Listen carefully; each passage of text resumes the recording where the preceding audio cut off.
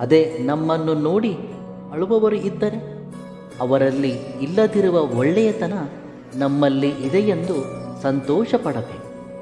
ನಿನ್ನ ಧೈರ್ಯ ನಿನ್ನ ಜೊತೆ ಇರುವವರೆಗೂ ನೀನು ಯಾರ ಸಹಾಯಕ್ಕಾಗಿ ಕಾಯುವ ಅವಶ್ಯಕತೆ ಇಲ್ಲ. ವಿಚಿತ್ರ ಏನೆಂದರೆ ಕೆಲವು ಬಾರಿ ಎಷ್ಟೇ ಸಂತೋಷವಿದ್ದರೂ ಮನಸ್ಫೂರ್ತಿಯಾಗಿ ನಗಲು ಆಗುವುದಿಲ್ಲ. ಹಾಗೆ ಮತ್ತೆ ಕೆಲವು ಬಾರಿ ಎಷ್ಟೇ ದುಃಖವಿದ್ದರೂ ಯಾರೊಂದಿಗೂ ಹಂಚಿಕೊಳ್ಳಲು ಆಗುವುದಿಲ್ಲ. ನಿನ್ನ ಹೊಟ್ಟೆ ತುಂಬಿಸಿಕೊಳ್ಳಲು ಇನ್ನೊಬ್ಬರ ಹೊಟ್ಟೆ ಮೇಲೆ ಹೊಡೆಯಬೇಡ.